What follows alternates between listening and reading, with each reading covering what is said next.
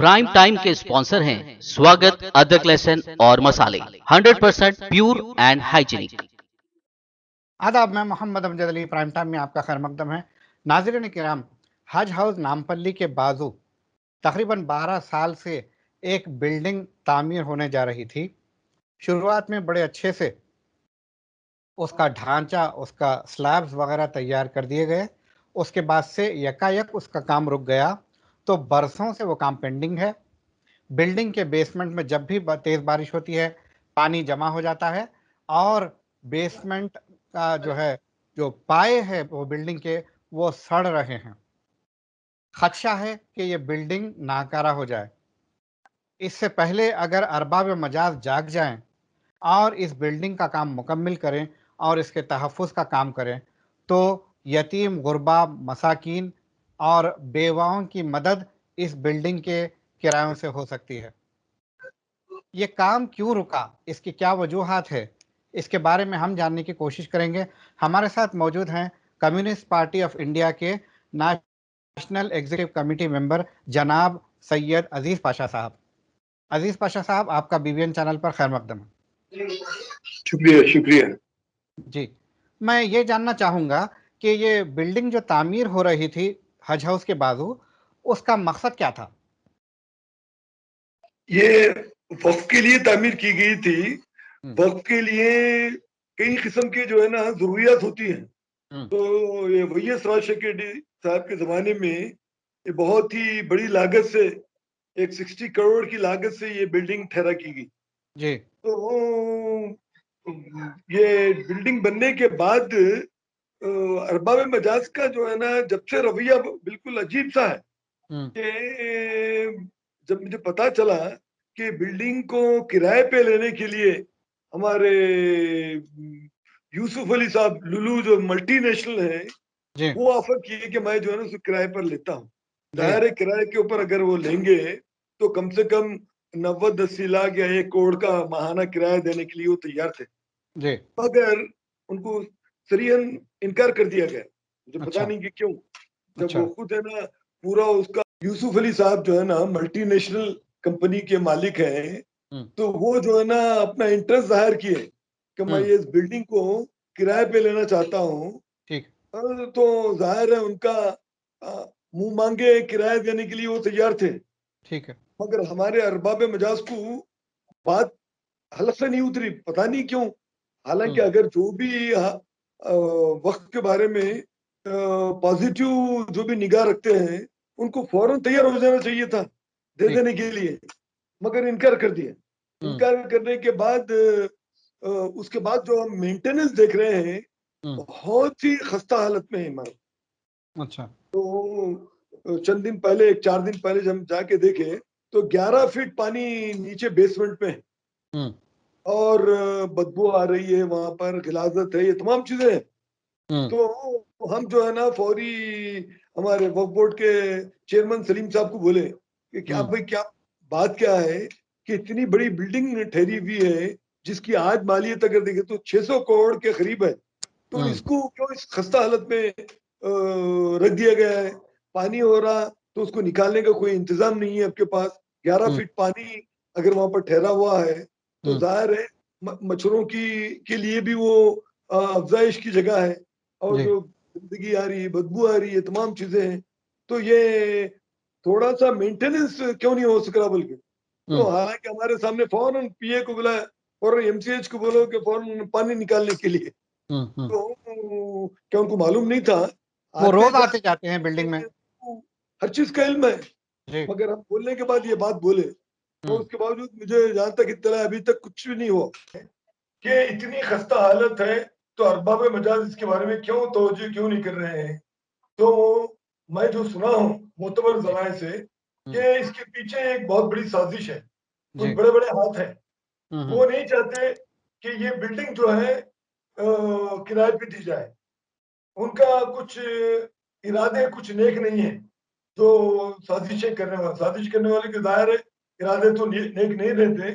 तो अरबाब मजाज को मालूम है, मगर अरबाब मजाज के पास इतनी हिम्मत नहीं है कि उनकी साजिश को बेदखल करते हुए इसको सही तरीके से इस्तेमाल करें। तो अच्छा। इसलिए मैं ये समझ रहा हूँ कि अवामी शऊर, पब्लिक ओपिनियन ही एक चीज है जिसकी वजह से इनके ऊपर दबाव डाला जा सकता है, वरना जी ये लोग मजबूर हैं।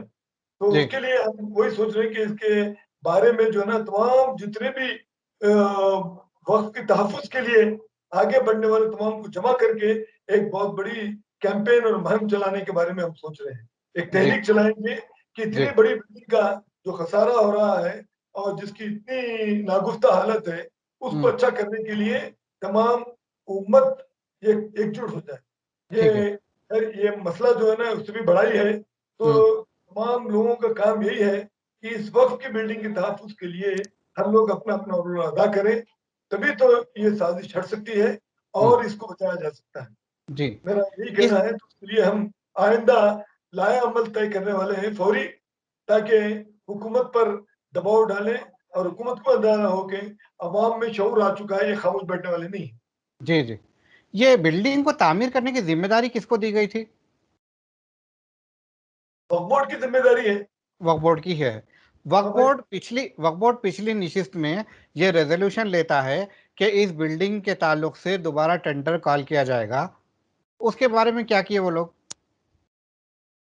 वो टेंडर के बारे में मुझे पता नहीं है, अच्छा। मगर जबकि कई लोग जो है ना उसको, जैसा मैं आपको एक मिसाल दिया कि हम्म, वर्ल्ड का इतना मशहूर इंटरनेशनल एक कंपनी का मालिक जो है ना उसको लेने के लिए तैयार है, तो आपको क्या पसोपेशी क्यों कर रहे हैं अब?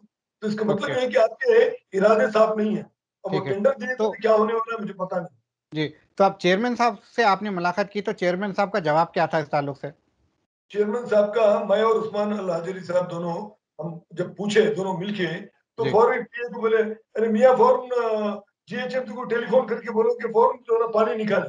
ठीक है। अब क्या बोले, अभी तक पानी जहाँ का वहीं बरकरार है, समझे भी।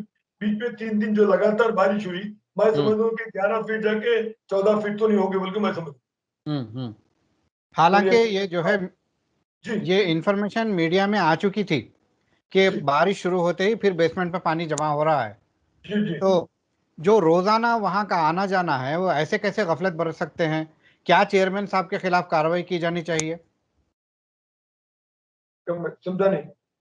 ये जो बिल्डिंग को नजरअंदाज कर रहे हैं हाँ और उसको मुजरिमाना गफलत की वजह से वो बिल्डिंग को हाँ, खराब करने में लगे हुए हैं, तो क्या चेयरमैन या सीईओ जो भी जिम्मेदार है उनके खिलाफ कार्रवाई नहीं की जानी चाहिए?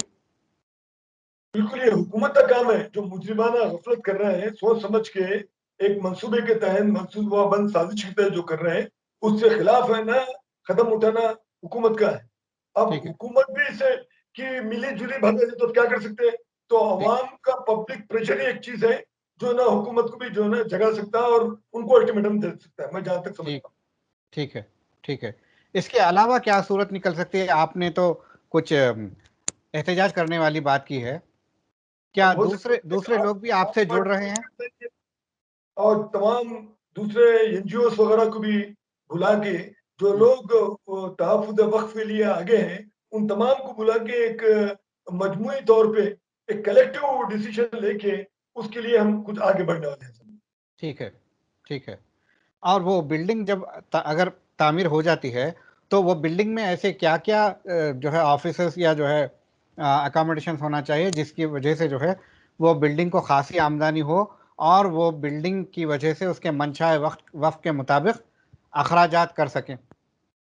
हम यही समझते हैं कि ये बिल्डिंग अगर इसको दागबूदी करने के बाद उसको जो है ना सही ढंग से अगर ऑफिसर्स वगैरह बराबर ये कर दें, तो हम्म, कई जो लोग हैं खुद वक़्फ़ के कई ऐसे शोबे हैं जिसको हम्म, यहाँ पर मुंतकिल किए जा सकते हैं। कुछ हम्म, शोबे इधर-उधर हैं, तो उन राइट। शोबों को ला ला सकते हैं और कुछ किराए बाद पे दे लोगों का सकते हैं बाद लोगों जिनकी का आमदनी ये भी ख्याल है। इज़ाफ़ा होता है। जी। जी, बाद लोगों का ये भी ख्याल है माइनॉरिटीज अकलियतों के मुतालिक जितने भी दफातर है पूरे वो बिल्डिंग में मुंतकिल किए जाएं। बिल्कुल। बिल्कुल वजह है कि जितने भी माइनॉरिटीज़ के ताल्लुक से जितने भी शोबे हैं, ये हम्म, तमाम शोबों को एक छत के नीचे अगर है, तो उससे बड़ी सहूलत होती है, ठीक। हुकूमत को भी और जो वक़्फ़ को भी। वक़्फ़ है ठीक। या अपना माइनॉरिटीज़ वेलफेयर जो ये है ठीक। मिनिस्ट्री, तो उनको भी सहूलत होती है। ठीक है। अब एहतजाज बुलंद करने से पहले आपने वक्फ बोर्ड चेयरमैन से तो मुलाकात कर ली, अब आप क्या माइनॉरिटीज वेलफेयर मिनिस्टर से भी मिलना चाहेंगे, माइनॉरिटी सेक्रेटरी से मिलना चाहेंगे, इससे मिनिस्टर पहले कि आप एहतजाज करें? उनको भी बोलेंगे, चूंकि वो जब उनके तहत ये शोबा है, ये पूरी माइनॉरिटीज अफेयर्स है, तो हम मिनिस्टर से भी मिलके उनको तमाम बोलेंगे और हो सके तो उनको अल्टीमेटम भी देंगे। अगर आप ये टाइम लिमिट तक ना करें तो हम मजबूरन जो ना कल के दिन हमको या हमारे ऊपर शिकवा नहीं करना, अब तो आपको फाइनल अल्टीमेटम आपको दे रहे हैं। हम जितने लोगों को बोलना था बोल चुके, अब आप अल्टीमेट अथॉरिटी है, आपको हम बोल रहे हैं। तो उसके लिए हम एक वफ्द जो है ना, एक बिल्कुल जितने भी रिस्पॉन्सिबल लोग हैं वो मिलके जाएंगे और एक मेमोरेंडम देंगे और मेमोरेंडम में तमाम चीजें लिखेंगे। जी, तो ये वफ्द में आपकी पार्टी रहेगी या फिर दीगर एनजीओ वगैरह भी शामिल रहेंगे? ये पार्टीज और एनजीओ तहफ्फुज़ वक्फ के लिए जो जो अपने इंस्टीट्यूट्स हैं वो तमाम को हम उसमें शामिल करेंगे। ठीक है, हमसे बात करने का बेहद शुक्रिया। शुक्रिया। तो नाजरीन, ये थे जनाब सैयद अजीज़ पाशा साहब।